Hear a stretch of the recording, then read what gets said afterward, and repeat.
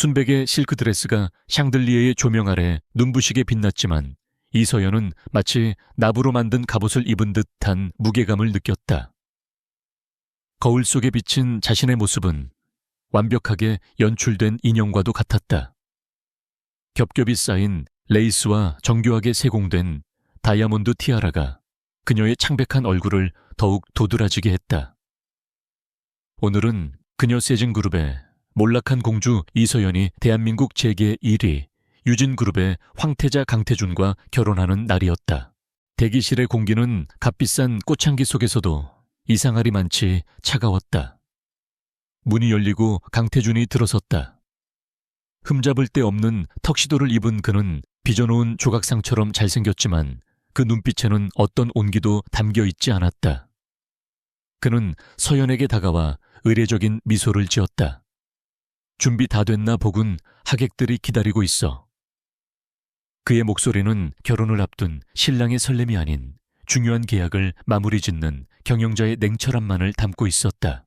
서여연은 말없이 고개를 끄덕였다. 그녀의 손가락 끝이 차갑게 식어 있었다. 아버지를 구하기 위한 무너져 내린 가문을 위한 이 결혼은 처음부터 사랑이 아닌 거래였다. 두 사람 사이에는 축복의 말이 아닌 유진그룹이 세진그룹의 부채를 흡수하고 그 대가로 그녀를 인수한다는 암묵적인 합의만이 존재했다. 버진 로드를 애매히 걷는 내내 수백 명의 하객들이 보내는 박수 소리는 마치 멀리서 들려오는 파도 소리처럼 비현실적이었다. 그들의 눈에는 이 결혼이 두 거대 기업의 결합으로 보일 터였다. 하지만 서연은 알았다. 이것은 결합이 아닌 일방적인 포식이었다. 주례사 앞에서 맹세의 말을 기계적으로 내뱉는 태준의 옆모습을 바라보며 서연은 몇 주 전에 그날을 떠올렸다. 아버지가 병상에 누워 마지막 숨을 몰아쉬던 그 순간 병실 문을 열고 들어온 강태준의 모습을 그는 병문 안을 온 사람의 태도가 아니었다. 검은색 정장을 입은 그는 마치 사형 집행인처럼 보였다. 그는 링거를 꽂은 채 희미하게 눈을 뜬 이 회장에게 서류 한 묶음을 내밀었다. 세진그룹 이대로 두면 내일 아침 부도 처리됩니다. 하지만 방법이 없는 건 아니죠. 그의 시선이 병상 옆에 선 서연에게로 향했다. 그 시선에는 노골적인 소유욕과 경멸이 뒤섞여 있었다. 서연 씨를 제게 주십시오. 그럼 유진이 세진의 부채를 떠안겠습니다. 그것은 청혼이 아니었다. 명백한 협박이자 가장 굴욕적인 형태의 거래 제안이었다. 아버지는 떨리는 손으로 펜을 잡았고 서연은 눈을 감았다. 그녀의 선택지는 처음부터 존재하지 않았다. 그녀는 아버지의 생명과 가문의 마지막 자존심을 위해 제물로 바쳐진 것이다. 결혼식이 끝나고 쏟아지는 플래시 세례 속에서 두 사람은 리무진에 올랐다. 차문이 닫히는 순간 태준은 얼굴에서 거짓 미소를 지워버렸다. 그는 넥타이를 거칠게 풀어헤치며 곧바로 스마트폰을 꺼내 들었다. 김비서주가 동향 보고해. 세진 바이오 부지 관련 서류는 오늘 자로 모든 법적 절차가 마무리됐어야 해. 더해. 그는 결혼 반지를 낀 아내를 옆에 두고도 조금의 거리낌도 없었다. 서여연은 창밖을 바라보았다. 화려한 서울의 야경이 유리창에 비쳤지만 그녀의 눈에는 그 어떤 빛도 담기지 않았다. 리무진은 한강을 가로질러 유진그룹이 소유한 최고급 빌라 단지로 향했다. 그들의 신혼집이었다.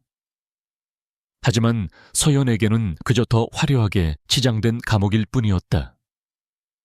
태준은 차에서 내릴 때까지 단 한마디도 그녀에게 말을 걸지 않았다. 빌라는 거대하고 적막했다.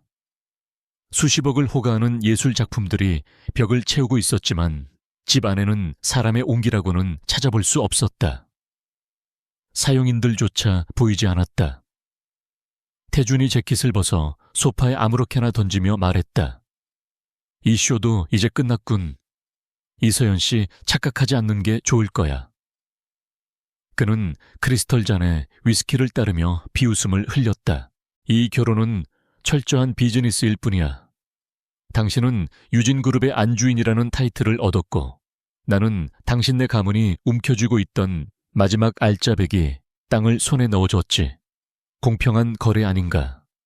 그의 말은 얼음처럼 차가웠다. 서연은 입술을 깨물었다.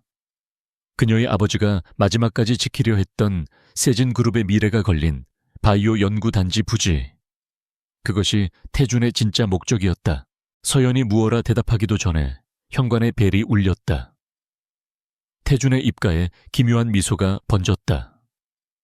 내 진짜 손님이 오셨군. 그가 직접 문을 열었다. 문 밖에는 화려한 이브닝 드레스를 입은 여자 텔레비전 화면 속에서 자주 보던 배우 한유라가 서 있었다. 그녀는 태준의 오랜 연인이라는 소문이 파다한 여자였다. 한유라는 서연을 위아래로 훑어보더니 노골적인 조소를 보냈다. 그녀는 마치 자기 집처럼 당당하게 거실로 들어와 태준의 팔에 매달렸다. 태준 씨 늦어서 미안해요. 저 가짜 부인한테 인사라도 해야 하나. 그녀의 목소리는 교태로 가득 차 있었지만 서연을 향한 눈빛은 칼날처럼 날카로웠다. 서연은 그 자리에 얼어붙었다. 결혼식 날 신혼집에 남편의 정부가 나타난 이 기괴한 상황을 도저히 받아들일 수 없었다. 태준은 그런 서연의 반응이 재미있다는 듯 웃음을 터뜨렸다. 소개하지. 한유라, 이 집의 진짜 안주인이 될 사람이야. 그리고 이쪽은 알다시피 서류상에 내 아내 이서연 씨. 그는 서연에게 다가와 턱을 거칠게 붙잡았다. 굴욕감에 서연의 몸이 떨렸다. 똑똑히 들어 이서연. 당신은 이 집에서 유령처럼 지내게 될 거야. 유진그룹의 대외적인 행사에 필요한 병풍. 그 이상도 그 이하도 아니야. 감히 내 앞에서 아내 행세를 하려 들거나 유라를 괴롭힐 생각은 꿈도 꾸지 마. 한유라는 태준의 잔에 담긴 위스키를 빼앗아 한 모금 마시더니 남은 술을 서연의 순백색 웨딩드레스 위로 끼얹었다. 어머 실수. 그녀는 전혀 미안하지 않은 얼굴로 킬킬거렸다. 값비싼 실크 위로 짙은 호박색 얼룩이 번져나갔다. 그것은 단순한 술이 아니었다. 그것은 서연의 마지막 남은 자존심에 대한 모독이었다. 태준은 그 광경을 즐겁게 지켜보았다. 꼴 좋군. 그 드레스 당신한테 어울리지도 않았어. 그는 한유라의 허리를 감싸 안고 2층의 침실로 향했다. 우리는 피곤해서 먼저 쉬어야겠어. 당신 방은 1층 구석에 따로 마련해뒀으니 거기서 쥐 죽은 듯이 지내도록 해. 두 사람의 웃음소리가 계단을 타고 멀어져 갔다. 서연은 차갑고 텅 빈 거실에 홀로 남겨졌다.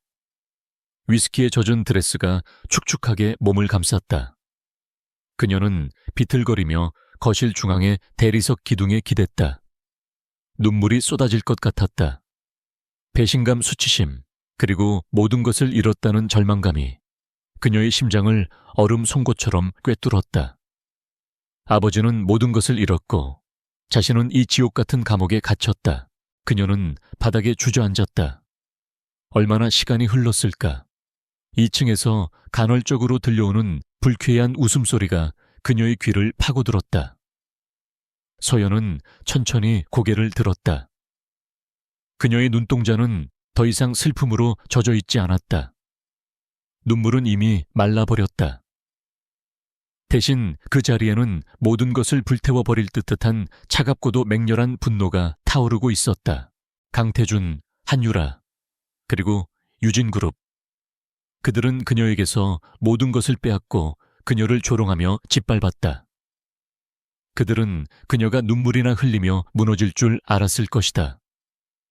하지만 그들은 틀렸다. 그녀는 이서연이었다. 몰락했을지언정 세진그룹 이 회장의 딸이었다. 그녀는 이 굴욕을, 이 배신을 결코 잊지 않을 것이다. 서연은 더러워진 드레스 자락을 거칠게 찢어내며 자리에서 일어났다. 눈물 대신 그녀는 복수를 선택했다. 강태준, 당신은 내게 지옥을 선물했어. 그녀의 목소리는 얼음장처럼 차가웠다. 이제 내가 당신에게서 모든 것을 빼앗아 줄 차례야. 당신들이 무릎 꿇고 비는 그날까지 나는 절대 멈추지 않아. 세상이 그녀 앞에 무릎 꿇게 될 그날을 그리며 서연의 첫 번째 밤이 복수의 맹세와 함께 깊어가고 있었다. 다음 날 아침의 햇살은 무자비했다. 서연은 차가운 객실에서 눈을 떴다. 위스키 얼룩이 지고 찢어진 드레스가 마치 수위처럼 바닥에 구겨져 있었다. 그녀는 밤새 딱딱한 소파에 앉아 치욕의 순간을 되새겼다. 잠은 그녀가 감히 누릴 수 없는 사치였다. 그녀는 샤워를 하고 검소한 검은색 원피스로 갈아입었다. 모욕감은 피부 아래 얼음 조각처럼 박혀 있었다. 그녀가 1층으로 내려왔을 때 태준과 유라는 이미 식탁에 앉아 마치 행복한 부부처럼 행동하고 있었다. 유라는 태준의 실크 가운을 걸친 채 그가 하는 말에 큰 소리로 웃고 있었다. 그들은 서연이 나타났음에도 불구하고 유라가 날카롭게 가정부를 부르기 전까지는 그녀의 존재를 인정조차 하지 않았다. 아주머니 앞으로 저 여자 식사는 방으로 따로 가져다 주세요. 아침부터 얼굴 보니까 밥맛 떨어지네. 유라의 목소리는 경멸로 가득했다. 태준은 그저 어깨를 으쓱하며 커피를 마셨다. 이 잔인한 연극이 꽤 재미있다는 표정이었다. 서연은 아무 말 없이 돌아서서 현관으로 향했다. 어딜 가려는 거지? 차갑고 권위적인 태준의 목소리가 그녀를 붙잡았다. 내 아내로서의 본분을 잊었나? 오늘은 얌전히 집에 있어. 괜히 돌아다니면서 유진그룹의 이름에 먹칠하지 말고. 서연이 그와 시선을 마주쳤다. 아버지가 병원에 계세요. 뵙고 와야겠습니다. 태준은 잠시 생각했다. 망가진 딸이 망가진 아버지를 보러 간다. 꽤 어울리는 그림이었다. 그것은 자신의 승리를 더욱 공고히 해줄 터였다. 그가 비웃으며 말했다. 좋아, 가봐. 세진그룹의 비참한 종말을 내 두 눈으로 직접 확인하고 와. 기사가 데려다 줄 테니 저녁 전까지는 돌아와. 내 신부가 밖에서 비참한 표정 짓고 다니는 게 언론에 찍히면 곤란하니까. 유진그룹의 기사는 그녀를 서울대병원 VIP 병동에 내려주었다. 그녀의 가문이 가졌던 과거 지위의 마지막 잔재였다. 하지만 병실의 공기는 달랐다. 소독약 냄새도 패배의 악취를 가리지 못했다. 그녀의 아버지 이 회장은 허망하게 천장만 바라보고 있었다. 그는 20년은 더 늙어 보였다. 아버지, 서연의 목소리가 떨렸다. 그가 천천히 고개를 돌렸다. 한때 야망과 총기로 빛나던 그의 눈은 이제 텅 비어 있었다. 그는 영혼이 부서진 남자의 눈을 하고 있었다. 그는 딸을 보았지만 반가움이 아닌 깊고 고통스러운 수치심만이 스쳐 지나갔다. 세여연아, 내 딸아, 내가 미안하다.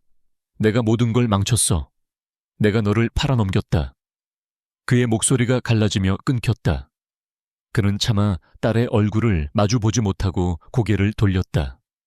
그는 회사와 부, 그리고 이제 마지막 자존심까지 모두 잃었다. 그는 기계와 후회에 의지해 겨우 숨만 붙어 있는 빈 껍데기였다. 서연은 그 자리에 얼어붙었다. 분노나 슬픔을 예상했지만 이런 절대적인 공허함은 상상하지 못했다. 이것이 강태준이 말한 거래 외 진정한 결과였다. 그는 단지 땅만 빼앗은 것이 아니었다. 그는 그녀 아버지의 영혼을 살해했다. 이 삶을 위해 흘릴 마지막 눈물 한 방울이 그녀의 뺨을 타고 흘러내렸다. 그녀는 그 눈물을 닦아냈다. 슬픔이 아니었다. 그것은 오싹할 정도로 차가운 마지막이었다. 아버지의 텅 빈 눈동자에서 타오른 절망이 그녀의 내면에 다른 불씨를 지폈다. 그것은 더 이상 비탄이 아니었다. 차갑고 계산적인 분노였다. 눈물은 나약함의 상징일 뿐 복수만이 유일한 길이었다. 아버지, 그녀의 목소리는 무서울 정도로 차분하고 단단했다. 아직 끝난 게 아니에요. 아버지는 절 파신 게 아니에요. 절 적의 심장부에 심으신 거예요. 쉬세요. 그리고 회복하셔야 해요. 그들이 우리에게서 훔쳐간 모든 것을 제가 되찾아올게요. 아니, 그 이상을 빼앗아 올 거예요. 아버지는 딸의 급격한 변화에 혼란스러워했지만 서연은 그저 그의 손을 힘주어 잡았다. 서연이 빌라로 돌아왔을 때 공기는 다르게 느껴졌다. 그곳은 더 이상 감옥이 아니라 전장이었다. 한유라는 거실에 누워 태준이 사준 새 보석을 착용해보고 있었다.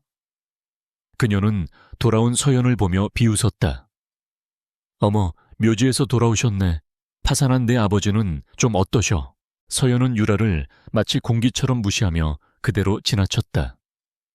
이 침묵 어린 경멸은 그 어떤 격한 반응보다 유라를 격분시켰다. 야, 너 귀먹었어. 서연이 걸음을 멈추고 천천히 돌아섰다. 그녀의 눈빛은 차갑고 공허했으며 상대를 분석하는 듯했다. 유라는 순간적으로 움찔했다. 자신이 포식자가 아니라 사냥감이라는 느낌이 들었다. 서연은 자신의 작은 방으로 돌아왔다. 잿더미 속의 맹세는 이루어졌다. 이제 일을 시작할 차례였다. 강태준은 그녀를 과소평가했다. 그는 그녀를 깨지기 쉬운 도자기 인형으로 보았다. 하지만 그는 도자기가 깨졌을 때 그 파편이 얼마나 날카롭게 벨 수 있는지 잊고 있었다. 그녀에게는 정보가 그리고 지렛대가 필요했다. 보이지 않는 장식품이라는 그녀의 새로운 지위는 가장 강력한 무기가 되었다. 태준과 유라는 그녀의 존재를 철저히 무시했다. 태준은 오만하게도 그녀가 바로 옆에 있는데도 거실에서 민감한 금융 관련 전화를 받곤 했다. 부하 직원들에게 수익률과 적대적 인수에 대해 소리쳤고 세진 바이오 부지를 어떻게 뒤집어 엎을지에 대해 공공연히 떠들었다. 서여연은 들었다. 그녀는 모든 단어를 흡수했다. 이름 프로젝트 코드 연관된 은행들을 모조리 외웠다. 밤이 되어 저택이 잠들면 그녀는 움직였다. 태준의 서재는 그의 성역이었지만 그는 허술했다. 감히 누구도 들어오지 못할 것이라 확신했다. 하지만 지금의 서연은 더 이상 두려움에 얽매여 있지 않았다. 그녀는 작은 것부터 시작했다. 저택의 공용 와이파이, 네트워크를 사용했다. 태준이 한 번도 확인해 볼 생각을 하지 않았던 그녀의 개인 노트북이 있었다. 그녀는 유진그룹에 공개된 분기보고서, 주주총회 의사록, 언론 보도 자료에 접속했다. 이것은 외부의 뼈대였다. 그녀에게는 내부의 장기가 필요했다. 그녀는 아버지가 기업 금융에 대해 가르쳐주던 말을 기억했다. 사업은 전쟁이다, 서연아. 그리고 전쟁은 적의 보급선을 파악하는 쪽이 이기는 거다. 그녀는 단순한 사교계의 꽃이 아니었다.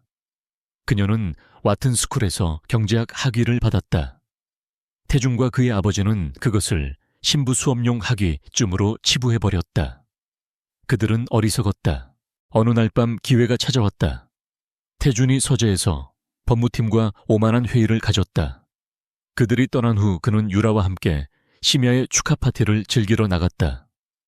서재는 잠겨있지 않았다.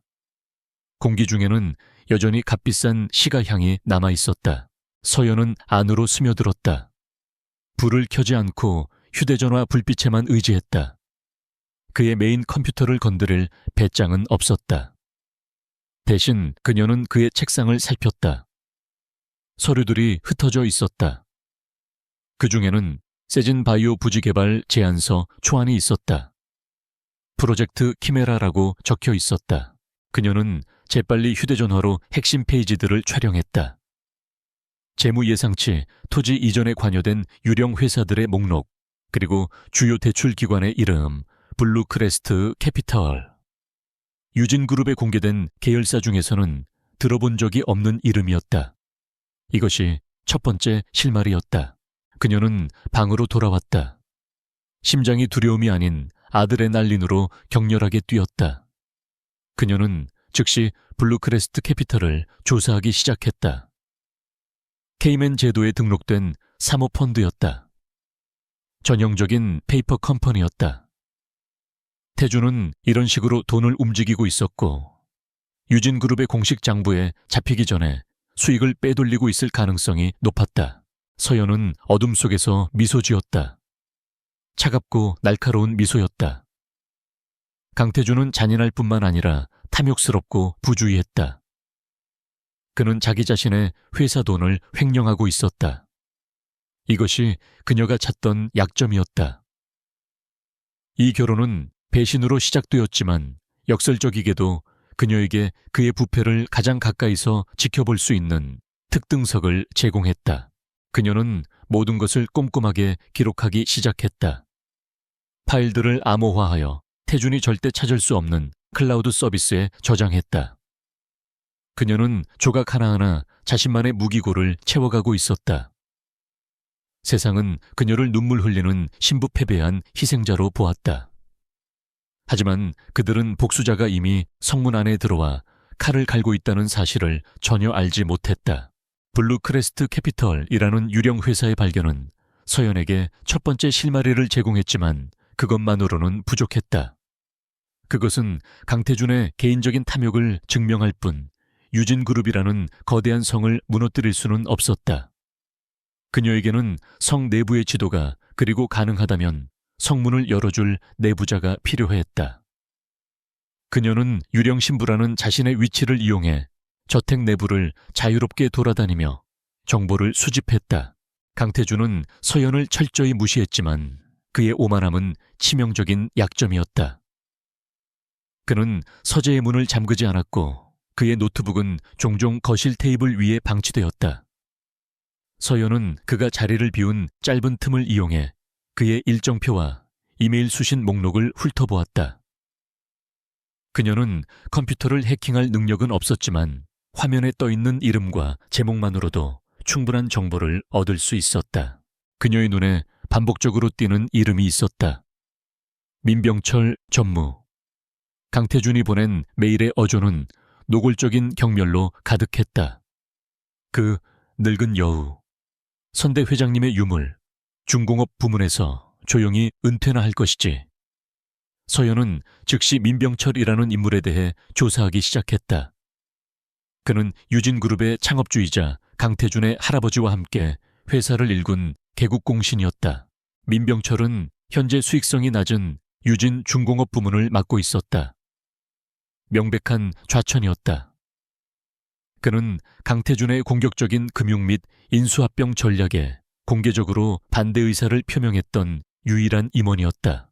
태준은 할아버지의 옛 동료라는 이유로 그를 해고하지는 못했지만 사실상 모든 권한을 빼앗고 변방으로 몰아낸 것이다. 서연은 직감했다. 이 사람이 그녀가 찾던 숨겨진 칼날이 될 수 있었다. 하지만 접근은 극도로 신중해야 했다.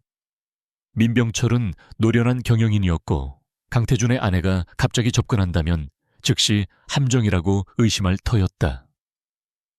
서연은 그에게 자신이 강태준의 피해자이자 동시에 적이라는 사실을 증명해야 했다.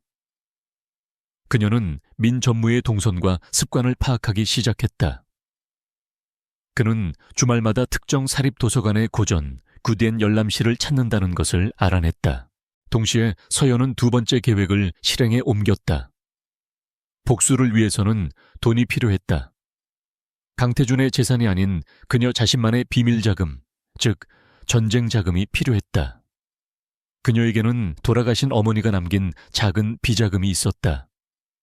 그녀의 어머니는 화려한 세진그룹과는 달리 조용하지만 뿌리 깊은 학자 집안 출신이었고 스위스 은행에 서연의 이름으로 약간의 유산을 남겨두었다. 강태준의 재무팀은 세진그룹의 부채를 조사하는 데만 혈안이 되어 서연의 개인적인 상속재산까지는 미처 확인하지 못했다. 서연은 이 돈을 한국으로 들여와 세탁할 방법이 필요했다. 그녀는 한유라가 보석과 명품백 쇼핑에 열을 올리는 동안 다른 방향으로 눈을 돌렸다. 바로 상류층의 합법적인 자금 이동 통로로 이용되는 미술품 경매였다. 서연은 유진그룹의 안주인이라는 명함을 이용해 국내 최대 미술품 경매 하우스의 VIP 리스트에 이름을 올렸다. 그녀의 등장은 아무런 의심을 사지 않았다. 재벌가 부인들의 고상한 취미생활 정도로 여겨졌다. 한유라는 심지어 경매 도록을 뒤적이는 서연을 보며 비웃었다.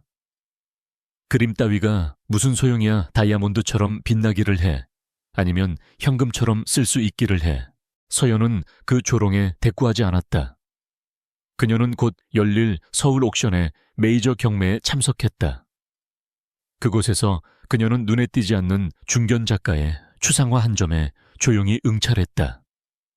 그다지 비싸지 않았지만 국제시장에서 꾸준히 거래되는 작품이었다.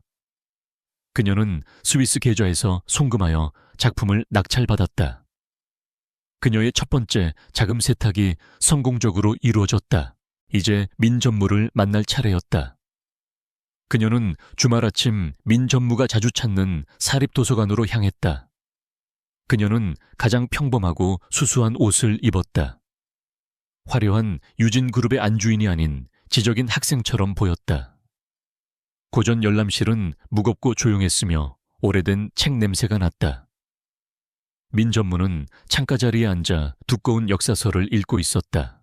서연은 그의 맞은편 테이블에 조용히 앉았다. 그녀는 가방에서 서류 몇 장을 꺼냈다. 그녀가 밤새 준비한 자료였다. 그것은 유진중공업의 최근 재무제표와 강태준이 추진 중인 프로젝트 키메라의 개요를 비교 분석한 보고서였다. 그녀는 일부러 민 전무가 훔쳐볼 수 있도록 자료를 펼쳐놓았다.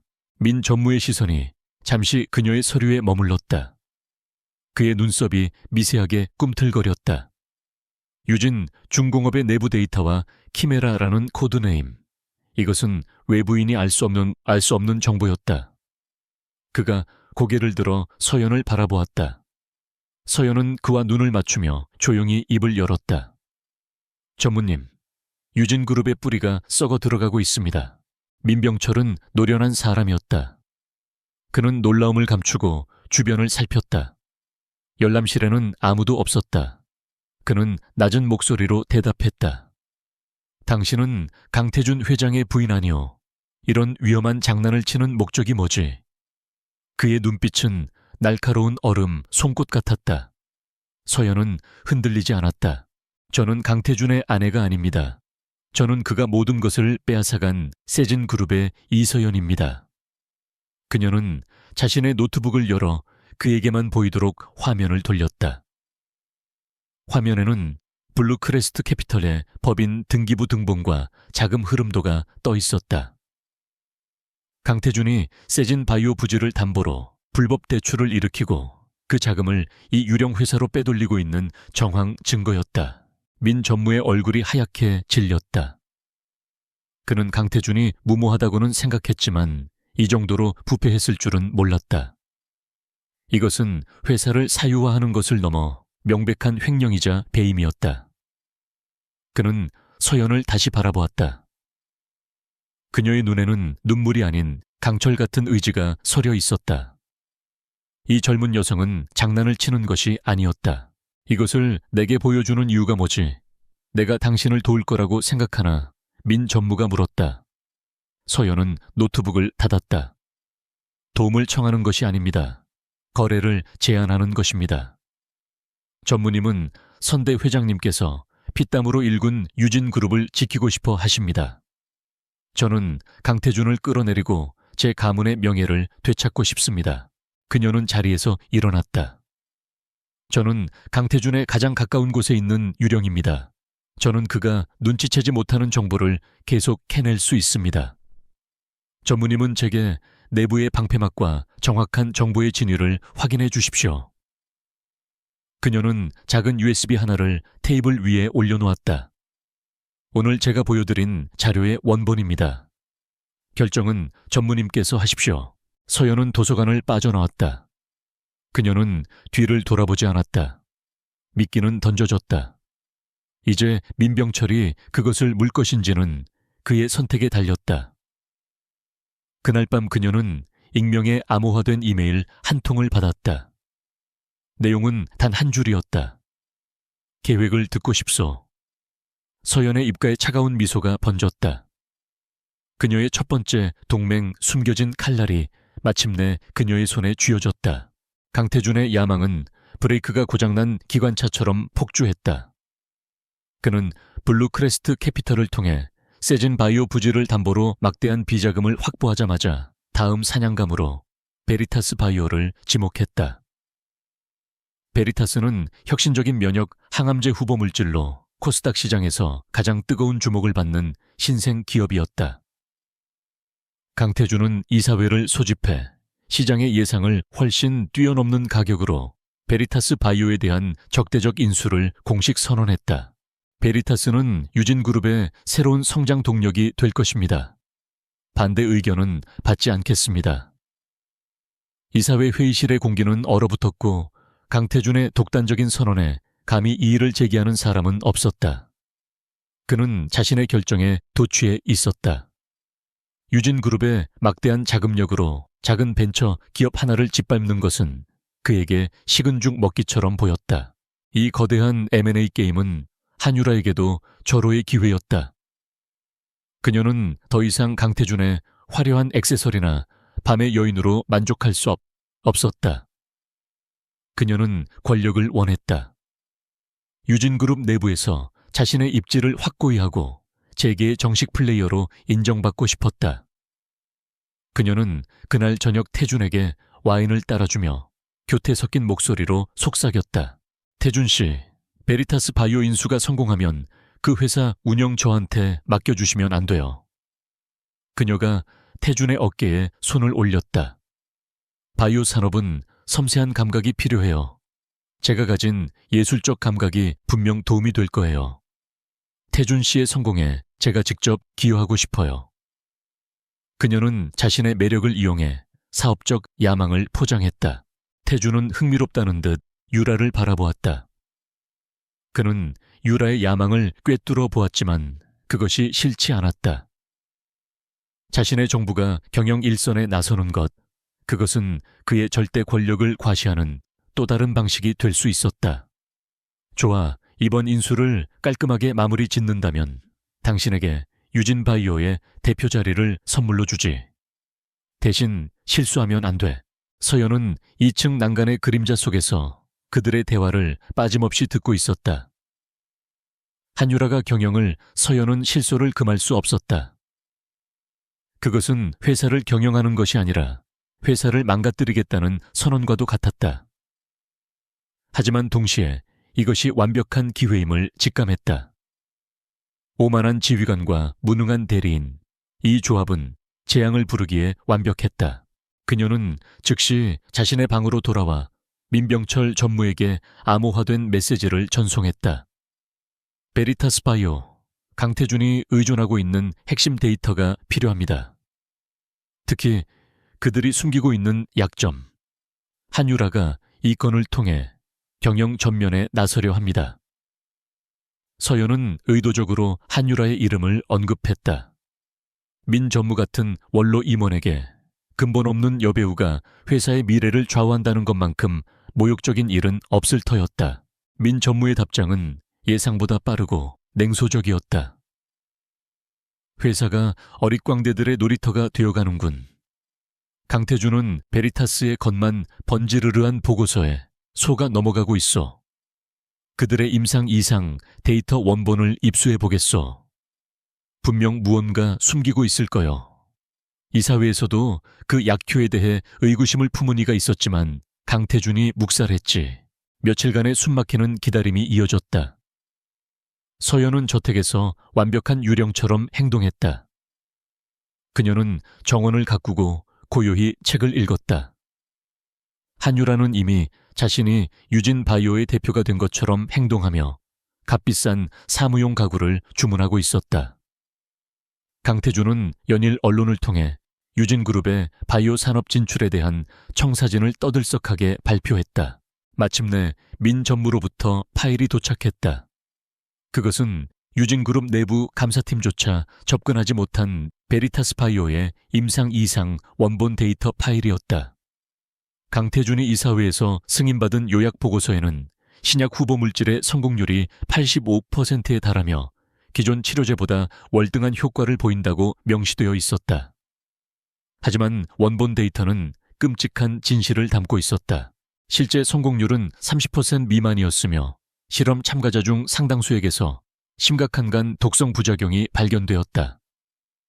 베리타스 경영진은 이 치명적인 데이터를 의도적으로 누락하고 긍정적인 결과만을 부풀려 보고서를 조작한 것이었다.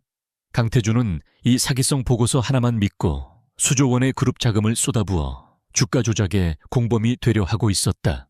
서연의 심장이 차갑게 뛰었다. 이것은 단순한 사업적 실수가 아니었다. 명백한 범죄였다. 그녀는 이 데이터를 어떻게 활용해야 할지 정확히 알았다. 언론에 터뜨리는 것은 너무 시끄럽고 강태준이 돈으로 막을 수도 있었다. 금융당국에 고발하는 것은 시간이 너무 오래 걸렸다. 그녀에게는 가장 빠르고 가장 고통스럽게 강태준의 뒤통수를 칠 방법이 필요했다. 그녀는 유진그룹의 오랜 라이벌이자 최근 바이오 산업에서 유진과 치열하게 경쟁 중인 화영그룹을 떠올렸다. 화영그룹의 오너는 신중하고 분석적인 인물로 유명했다. 만약 화영이 이 데이터를 손에 넣는다면 그들은 유진의 인수를 저지하기 위해 무엇이든 할 것이다. 서연은 공공도서관의 컴퓨터를 이용해 여러 개의 가상 서버를 거치는 철저히 암호화된 익명 이메일을 생성했다. 그녀는 조작된 데이터와 원본 데이터를 나란히 비교 분석한 간결한 보고서를 첨부했다. 그리고 화영그룹의 전략기획실장에게 메일을 발송했다. 제목 베리타스의 진실, 유진의 거품에 속지 마십시오. 그녀는 모든 디지털 흔적을 완벽하게 삭제하고 도서관을 빠져나왔다. 인수 계약 체결, D1. 유진그룹의 주가는 기대감으로 연일 최고치를 경신하고 있었다. 강태준은 자신의 집무실에서 한유라와 함께 축배를 들 준비를 하고 있었다. 그는 이미 베리타스 인수를 기정사실화하고 인수 후에 조직 개편안을 검토하고 있었다. 한유라는 자신이 앉게 될 대표이사실의 인테리어 도면을 보고 있었다. 바로 그때였다. 오후 3시 정각. 국내 최대 경제 전문지의 인터넷판에 단독 속보가 터졌다. 속보. 베리타스 바이오 임상, 이상 데이터 치명적 조작 의혹. 라이벌 H사 사기극이라며 인수전 포기 선언. 기사는 익명의 제보자로부터 입수했다는 원본 데이터를 상세히 공개했다. 85%가 아닌 30% 그리고 치명적인 간 독성 부작용. 기사의 파급력은 핵폭탄과도 같았다. 10분 만에 베리타스 바이오의 주가는 하한가로 추락했다. 금융당국은 즉각 주식 거래를 정지시키고 베리타스 본사에 대한 압수수색에 착수했다. 유진그룹의 주가 역시 동반 폭락하기 시작했다. 강태준이 베리타스 인수를 위해 선지급한 막대한 계약금 수천억 원은 그대로 공중분해될 위기에 처했다. 찍찍! 쾅! 강태준의 사무실에서 값비싼 크리스털 잔이 벽에 부딪혀 박살나는 소리가 들려왔다. 누구야? 어떤 새끼가 감히 내 뒤통수를 쳐, 화영. 그 늙은 쥐새끼들. 그는 전화기에 대고 고함을 질렀다. 당장 화영 쪽에 누가 이 정보를 흘렸는지 알아내. 그리고 베리타스 놈들 당장 내 앞으로 끌고 와. 그날 밤 저택의 공기는 시베리아의 겨울바람보다 차가웠다. 강태준은 거실에서 밤늦도록 위스키를 들이켰다. 그의 얼굴은 분노로 일그러져 있었다. 한유라가 겁에 질린 표정으로 그에게 다가와 조심스럽게 어깨를 주무르려 했다. 태준 씨, 너무 상심하지 마세요. 뭔가 오해가. 닥쳐. 태준이 그녀의 손을 거칠게 뿌리쳤다. 유라가 바닥에 나뒹굴었다. 다 너 때문이야. 네가 그놈의 바이오 노래를 부르지만 않았어도 내까짓게 뭘 안다고 감히 그 자리를 넘봐 네가 설쳐대는 바람에 모두가 우릴 주목했고 화영놈들에게 빌미를 준 거라고. 태준의 분노는 그녀의 야망을 정확히 겨누고 있었다. 유라는 공포에 질려 얼굴이 하얗게 변했다. 강태준의 총애가 얼마나 쉽게 경멸과 분노로 바뀔 수 있는지 처음으로 깨달았기 때문이다. 태준 씨, 그게 아니라 이건 분명 내부 소행이에요. 우리 정보를 빼돌린 첩자가 있다고요. 그녀가 떨리는 목소리로 변명했지만 태주는 짐승 같은 눈으로 그녀를 노려보았다. 첩자 그래. 첩자가 있겠지. 그의 목소리가 위험하게 낮아졌다.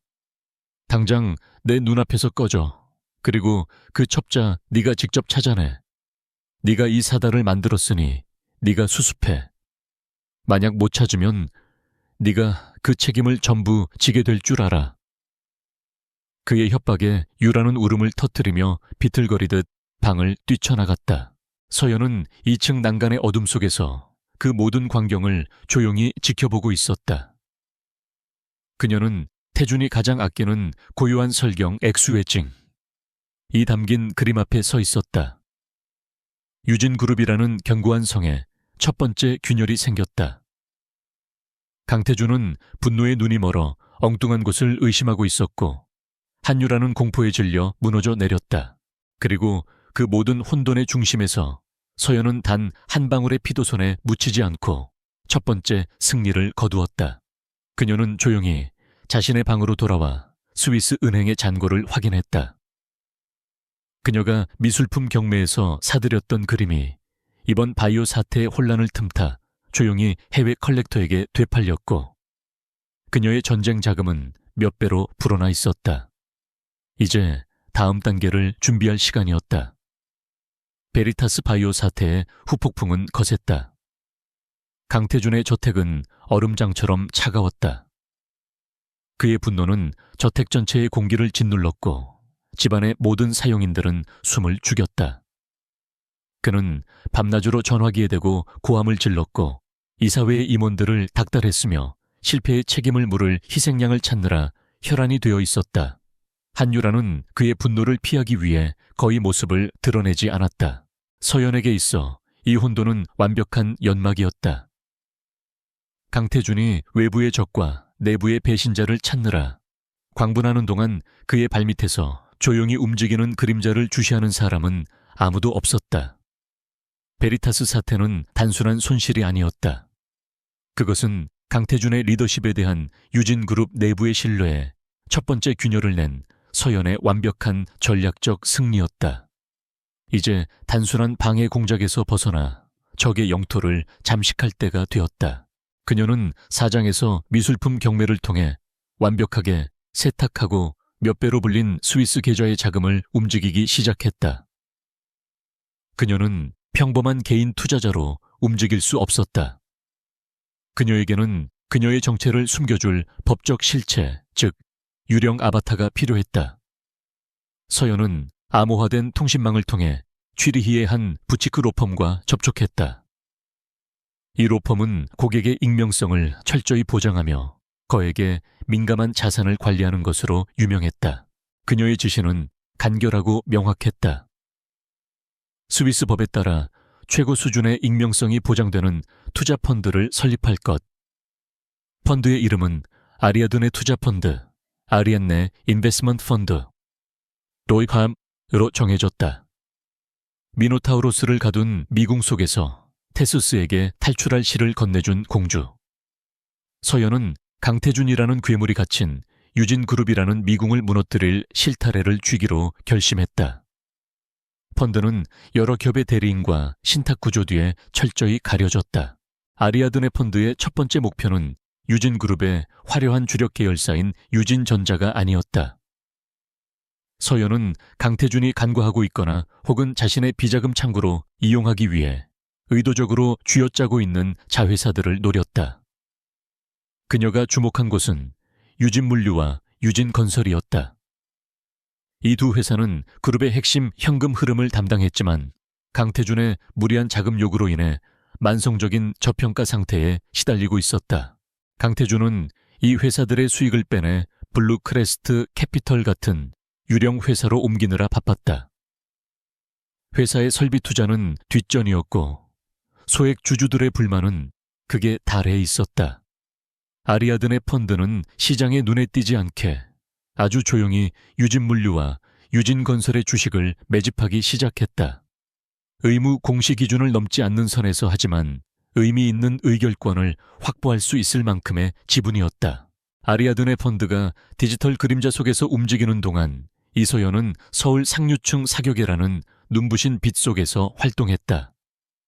그녀는 과거라면 거들떠보지도 않았을 자선 바자회, 갤러리 개관식, 클래식 음악 교회에 빠짐없이 얼굴을 비추었다.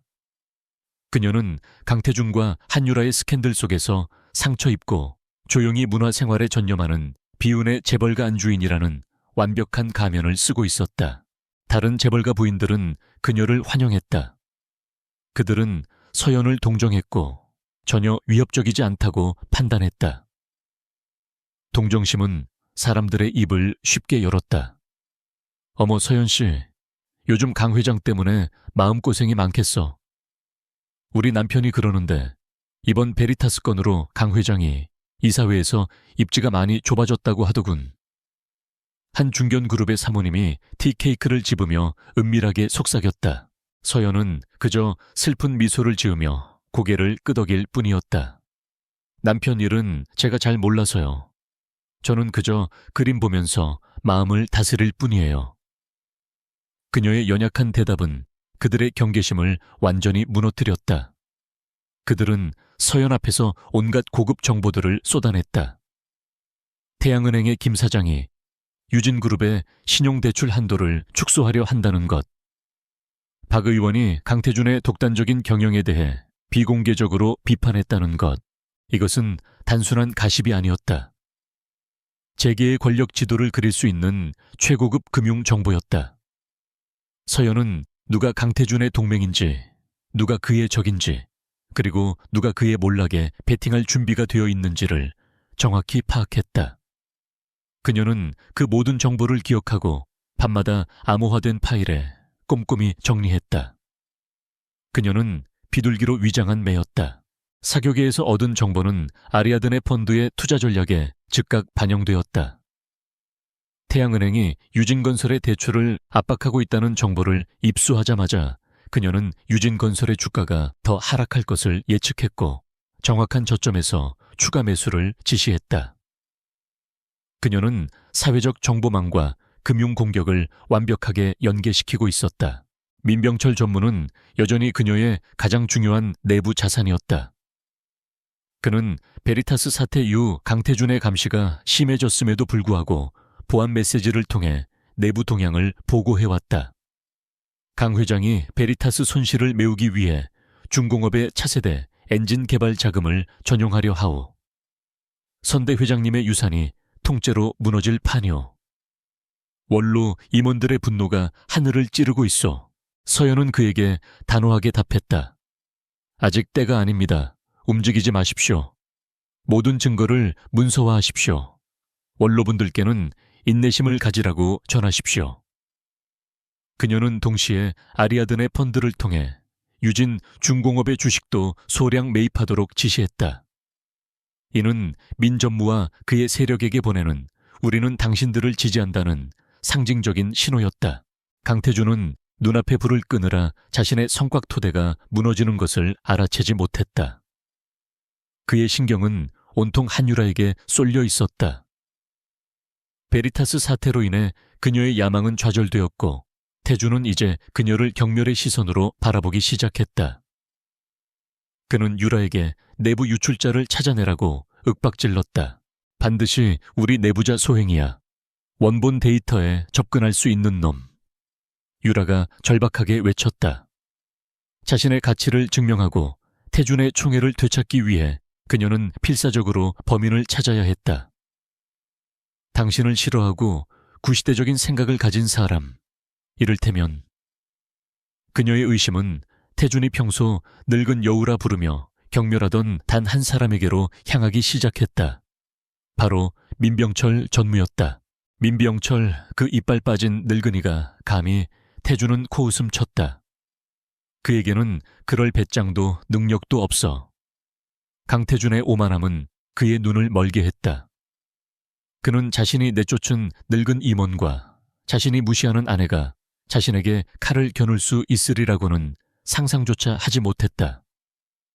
그는 동등한 라이벌을 찾고 있었지 발밑의 유령을 보지 못했다. 서연은 이 모든 역학관계를 2층의 어둠 속에서 조용히 지켜보았다. 태준의 오만함이 그녀의 방패였고 유라의 절박한 야망이 그녀의 칼이었으며 민전무는 그녀의 숨겨진 함정이었다. 미궁은 완성되었다. 가을이 깊어갈 무렵 그림자 투자자 아리아드네 펀드는 유진그룹의 핵심 자회사 3곳에 전략적 지분을 확보한 상태였다. 미노타우로스는 전혀 눈치채지 못한 채 서연이 쳐놓은 거미줄 속으로 한 걸음씩 들어오고 있었다. 베리타스 바이오 사태에 쟤는 한유라의 발등에 떨어진 불씨가 되었다. 강태준의 총애는 차가운 경멸로 변했고 유진 바이오 대표라는 그녀의 야망은 하룻밤의 꿈처럼 사라졌다. 그녀는 더 이상 강태준의 연인이 아니었다. 그저 그의 거대한 실패를 상징하는 굴욕적인 증거품, 언제 버려질지 모르는 고장난 장난감일 뿐이었다. 저택의 하인들조차 그녀를 투명 인간 취급하기 시작했다. 공포는 그녀를 편집증으로 몰아넣었다. 이대로 물러설 수는 없었다. 강태준의 신뢰를 되찾을 유일한 방법은 그의 분노를 다른 곳으로 돌리는 것. 바로 내부의 적을 색출해 그의 발밑에 바치는 것이었다. 그녀는 베리타스 정보 유출이 단순한 실수가 아니라 강태준의 자리를 노린 고의적인 사보타주라고 확신했다. 그녀의 의심은 단 한 사람 강태준이 평소 늙은 여우라 부르며 경멸했던 민병철 전무에게로 향했다.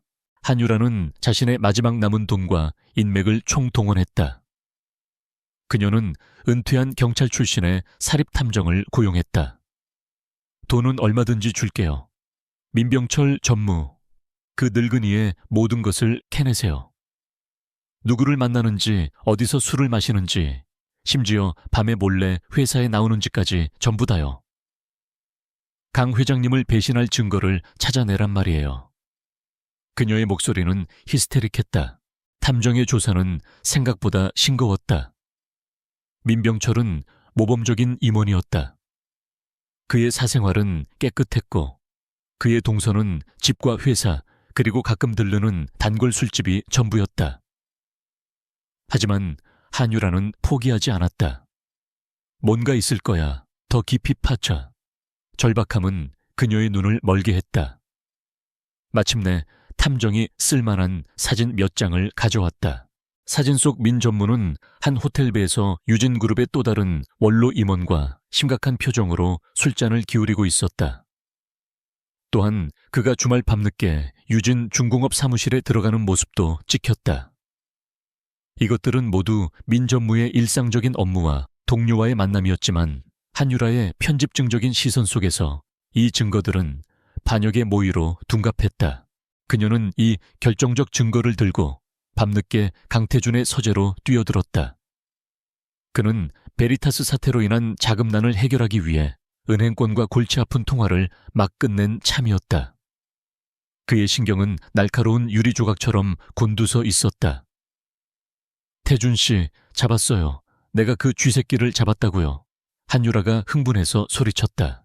강태준은 지끈거리는 관자놀이를 누르며 그녀를 바라보았다. 무슨 쥐새끼. 그는 이미 그녀의 존재 자체가 피로하게 느껴졌다. 유라는 테이블 위에 사진들을 뿌렸다. 민병철이에요. 이 늙은 여우가 다른 늙은이들이랑 작당하고 있어요. 주말 밤에 몰래 회사에 들어가서 기밀을 빼돌린 게 분명해요. 이 자가 화영그룹에 정보를 판 거라고요. 강태준은 사진들을 무심하게 훑어보았다. 그의 얼굴에는 기대감이 아닌 깊은 피로감과 짜증이 서렸다. 이게 네가 찾았다는 증거야. 그의 목소리는 얼음장처럼 차가웠다. 늙은이들끼리 술 마시는 거, 그리고 자기 사무실에 들어가는 거, 이게 첩자의 증거라고. 넌 지금 이게 나한테 보고할 가치가 있다고 생각하나? 하지만 태준 씨 정황이. 닥쳐. 강태준이 고함을 질렀다. 그가 책상을 내리치자 위스키 잔이 위태롭게 흔들렸다. 난 지금 수천억 원의 손실을 메우려고 내일 당장 은행장들 앞에서 무릎이라도 꿇을 판이야. 그런데 넌 고작 이딴 쓰레기 같은 사진 쪼가리로 내 시간을 낭비해 그의 눈이 붉게 충혈되었다. 그는 한유라를 경멸스럽게 노려보았다. 그녀는 더 이상 매력적인 정부가 아니었다. 그저 자신의 무능함을 감추기 위해 있지도 않은 적을 만들어내는 시끄럽고 멍청한 여자일 뿐이었다. 내 무능함 때문에 베리타스 건이 터졌어. 난 내게 수습할 기회를 줬지. 이따위 이간질이나 하라고 한 게 아니야. 넌 이제 쓸모가 없어. 태준 씨, 제발. 한유라의 얼굴이 하얗게 질렸다. 쓸모가 없다는 말은 사형 선고나 다름없었다. 당장 내 눈앞에서 꺼져. 다시는 이딴 일로 내 서재에 발도 들여놓지 마. 강태준은 그녀에게 등을 돌렸다. 한유라는 온몸을 떨며 서재에서 쫓겨났다. 그녀의 유일한 희망이었던 민병철 사냥이 실패로 돌아가자 그녀는 완전한 절망에 빠졌다. 며칠 뒤 저택의 거대한 식당에서 보기 드문 저녁 식사가 열렸다. 강태준은 말없이 독한 술을 영업 후 들이켰다. 한유라는 겁에 질려 식사에는 손도 대지 못했다. 서연은 평소처럼 존재감 없이 천천히 음식을 씹고 있었다. 이숨 막히는 침묵 속에서 강태준이 혼잣말처럼 중얼거렸다. 미친 여자. 아직도 그놈의 첩자 타령에 빠져서 돌아다니더군. 서연이 조용히 포크를 내려놓았다. 그녀의 목소리는 공기처럼 가볍고 그래서 더 날카롭게 파고들었다. 한유라 씨 말씀이신가요?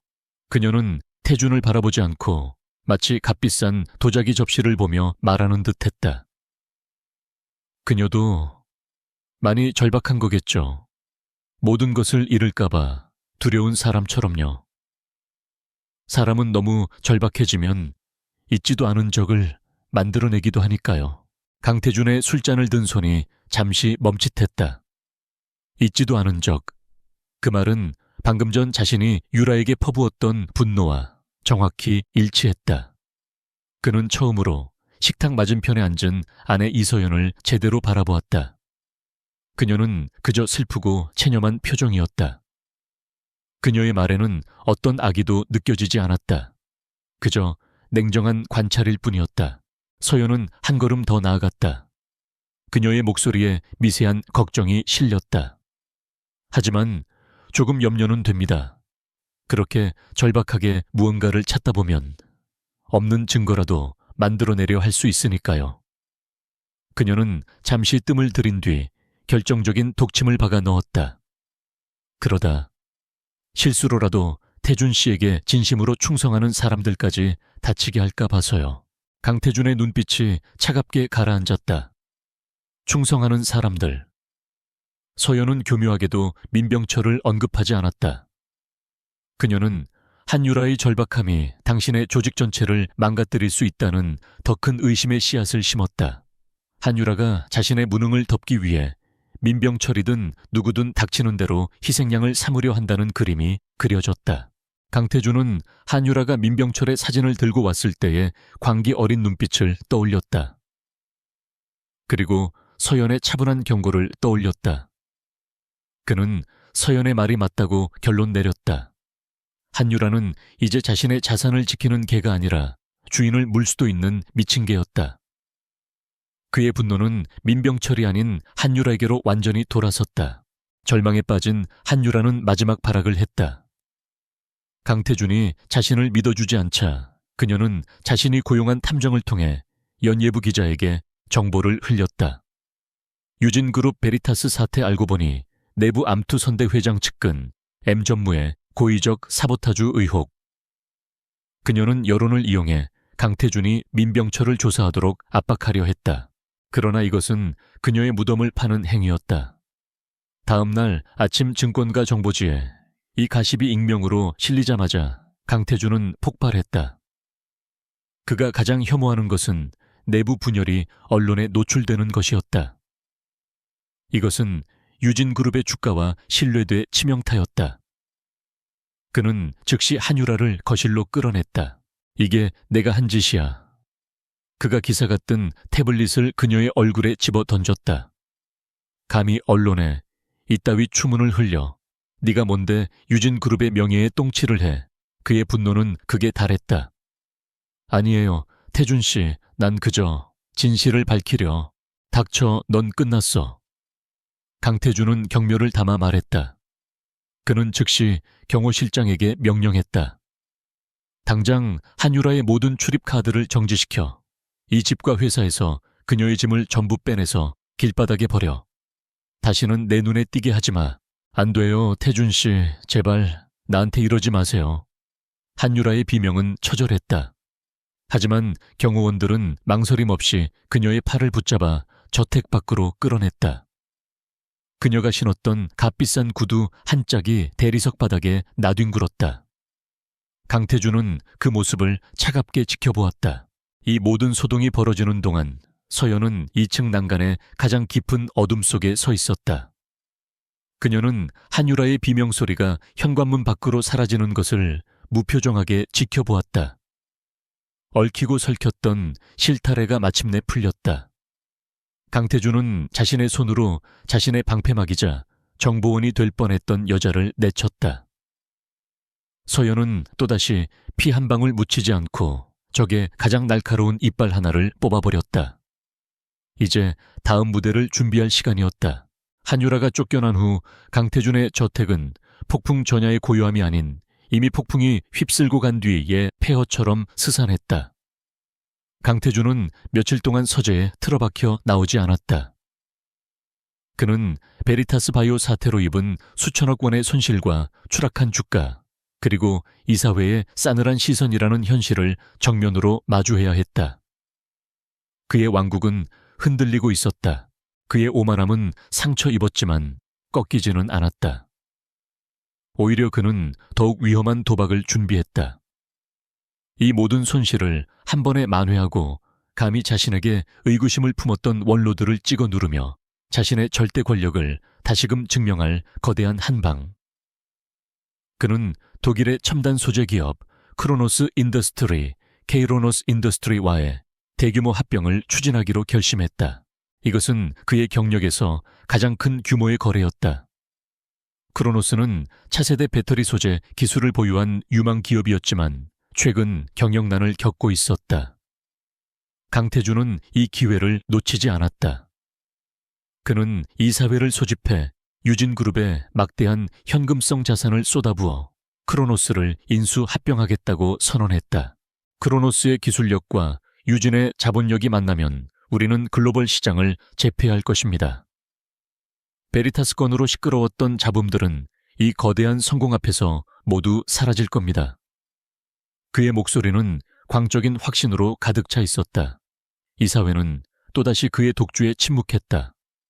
하지만 이번 침묵은 동의가 아닌 불안한 관망에 가까웠다. 서연은 이 소식을 민병철 전무의 비밀 메시지를 통해 접했다. 강 회장이 미쳤소. 크로노스 합병건은 제대로 된 실사조차 거치지 않았소. 그는 베리타스의 구멍을 메우기 위해 회사의 금고를 통째로 도박판에 던지려 하고 있어. 서연은 직감했다. 지금이 바로 그때였다. 강태준이 모든 것을 건 이 도박판 자체를 뒤엎을 순간 그녀는 민 전무에게 답신을 보냈다. 그 도박판은 그가 판 무덤이 될 것입니다. 이사회 의사록과 합병 계약서, 초안 특히 자금 조달 계획과 관련된 모든 자료를 확보해 주십시오. 동시에 그녀는 아리아드네 펀드의 스위스 법률 대리인에게 즉시 서울행 비행기를 탈 것을 지시했다. 민 전무가 목숨을 걸고 빼돌린 자료는 서연의 예상이 맞았음을 증명했다. 강태준은 크로노스를 인수하는 것이 아니었다.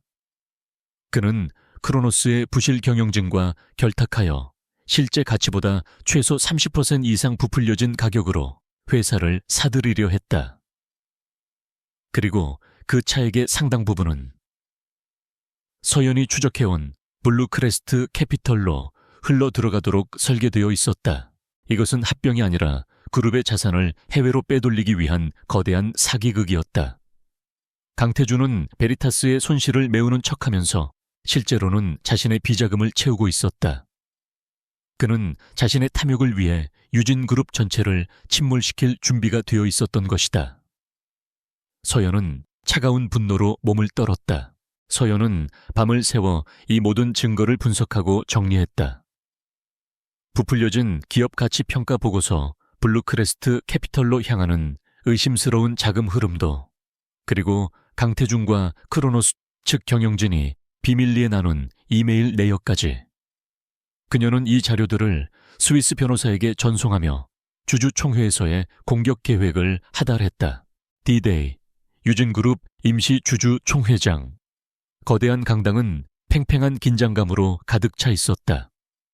강태준은 자신만만한 표정으로 단상에 올라 크로노스 합병의 장밋빛 미래에 대해 열변을 토했다. 그는 이미 모든 것이 끝났다고 생각했다. 이사회의 승인은 받아냈고 남은 것은 소액 주주들의 형식적인 동의뿐이었다. 이 위대한 도약을 위해 주주 여러분의 압도적인 찬성을 부탁드립니다. 강태준이 연설을 마치자 의장이 형식적인 안건 상정을 선언했다.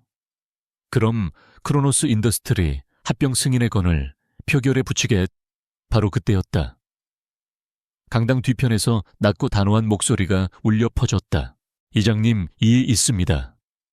모든 시선이 그곳으로 향했다. 말끔한 슈트를 입은 외국인 변호사 아리아드네 펀드의 대리인가 서 있었다. 강태준의 미간이 좁혀졌다. 누구신데 감히 회의 진행을 방해하는 겁니까? 의장이 불쾌감을 드러냈다. 변호사는 당당하게 앞으로 걸어 나오며 말했다. 본인은 유진물류 및 유진건설의 주요 주주인 아리아드네 투자펀드의 법률 대리인 마커스 밀러입니다. 아리아드네 펀드. 강태준이 들어본 적 없는 이름이었다. 하지만 그가 무언가 조치를 취하기도 전에 예상치 못한 곳에서 두 번째 목소리가 터져 나왔다. M. 윌러 변호사의 발언에 동의합니다. 민병철 전무였다. 그가 자리에서 벌떡 일어섰다. 그를 따라 강태준에게 밀려나 있던 몇몇 원로 임원들이 동시에 자리에서 일어났다. 강당의 공기가 순식간에 얼어붙었다. 이것은 단순한 이해 제기가 아니었다. 명백한 반란이었다.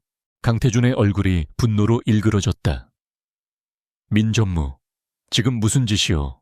마커스 밀러는 태블릿 PC를 높이 들고 스크린에 연결했다. 아리아드네 펀드는 본 합병 안건 표결에 앞서 상법 제366조에 의거 즉각적인 임시검사인 선임을 통한 특별감사를 공식 요청하는 바입니다. 감사라고 강태준이 비웃었다. 무슨 근거로? 밀러는 스크린에 첫 번째 자료를 띄웠다. 크로노스 인더스트리 기업 가치평가 보고서였다. 본 펀드의 자체 분석 결과 유진그룹 이사회가 승인한 크로노스의 기업 가치는 시장 평가액 대비 최소 30% 이상 고평가되어 있습니다. 강당이 술렁이기 시작했다. 밀러는 멈추지 않았다. 그는 두 번째 자료, 즉 서연이 밝혀낸 자금 흐름도를 띄웠다. 더욱 심각한 문제는 이 부풀려진 인수 대금 중 상당액이 조세 피난처에 등록된 정체불명의 펀드, 블루크레스트 캐피털로 흘러 들어갈 예정이라는 것입니다. 블루크레스트 캐피털. 그 이름이 스크린에 대문짝만하게 박히는 순간 강태준의 얼굴에서 핏기가 가셨다. 그는 자신의 가장 은밀한 비자금 창고가 만천에 드러났다는 사실에 전율했다. 거짓말이야. 저건 조작된 자료다. 당장 저걸 꺼. 그가 미친 듯이 소리쳤다. 하지만 이미 늦었다. 서연이 사교계에서 포섭했던 다른 재벌가의 소액 주주들, 그리고 강태준의 독단에 불만을 품고 있던 기관 투자자들이 일제히 동요하기 시작했다. 민병철 전무가 단상으로 성큼성큼 걸어 올라갔다. 그는 마이크를 잡고 강당 전체가 울리도록 외쳤다. 강태준 회장, 당신은 지금 유진그룹을 사유화하려 하고 있어. 선대 회장님의 피와 땀이 서린 이 회사를 당신의 개인 금고로 전락시키려 하고 있단 말이오. 민 전무의 외침은 다른 원로 임원들의 지지 발언으로 이어졌다. 감사를 수용하라. 자금 흐름을 해명하라. 강태준은 완전히 고립되었다. 그가 믿었던 이사회의 충견들조차 동요하는 주주들의 눈치를 보며 감히 그를 옹호하지 못했다. 의장은 창백해진 얼굴로 망설이다가 결국 밀러 변호사의 요청을 받아들일 수밖에 없었다.